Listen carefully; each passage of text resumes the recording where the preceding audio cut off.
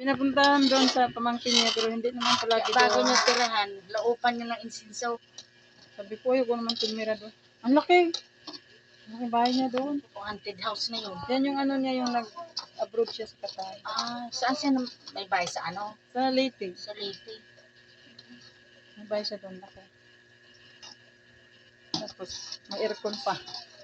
Imbis probinsya ang aircon. Bakit walang nakatira? Dapat pinaupahan niya na. Alam mo pa doon kasi pag probinsya. Ayaw din niyang pupuhan. Sabi ko, naka. Sayang.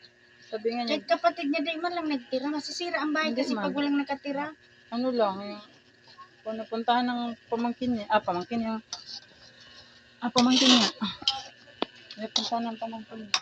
Dapat nalilinisan linggo-linggo. So, yung nandoon pa yan siya. O kaya Kay Inday. buwan-buwan. Nandoon pa yan, doon sila. Ang linis. Kaso lang, hindi man palagi. Bakit man pag hindi mo nililinis ang bahay, lalo pag malaki. Pag malaki nga. Putulin mo mga puno ng mga ano, sa labas. Nasa ng para bahay hindi niya pa doon. magara ng mga kung ano-ano.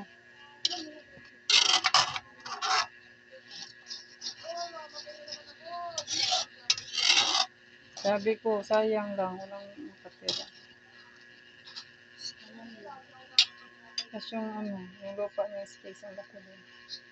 Wala mga, Pag nauwi siya, di may bakasyonan siya. hindi, yun, uuwi Ano? pag wala rin ako. Sa Leyte. Kasi ayaw niya mag-isa doon. Yung nga nakita ko nagbibideo ka nagdaan kayo sa parang may mga tain ng kalabaw. Ay, iba yung Pumunta kayo tita. doon. Ano yung tita doon? Saan Sa may sa may Tapos may mga, ang mga Laguna. bukid-bukid sa Laguna yung Laguna yung tita. Grabe yung dinaanan namin. binitala, umuwi ka daw Leyte. Ay, iba yun. Yung Leyte. Sabi ko, sana punta tala si mama mo, umuwi, mamasikay ng Leyte, ha? Doon Ang yan. layo yun. Sabi ko, Ako, nagpaalam ako sa kanila kasi Laguna pala yun. Yung Laguna yun yung may mga may mga tae ng kalabaw. lutuan ko muna ang mga Pagkalayo doon, tita. bago ang tilapia kasi malulurog yun. Sarap nito. Ilagay muna ang tilapia. Ang dami na. Ha?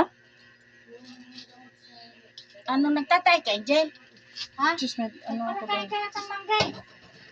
Oh, sinasabi na eh.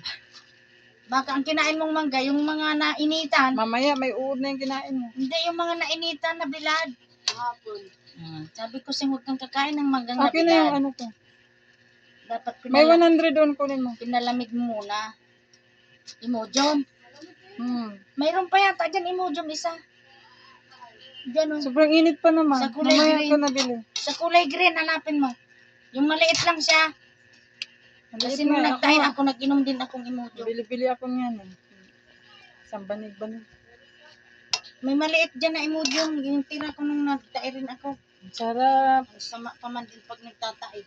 Nakakapaglambot. Nakuha mo. Ayan, dami yan sa bahay. Ikaw pa man nakain, huwag ka man nang uminom niya. Pag nakakain na. Kaya naman pala. Sabi ko sa balik kanya, ka ng balik bakit ka si nabilad, huwag kang kumain pag nabilad na. Ang sarap. Kahit wala nang isda. Kahit ito lang. Ang ano lang. Hinataang pichay. Ito naglalaba. Hinataang pichay.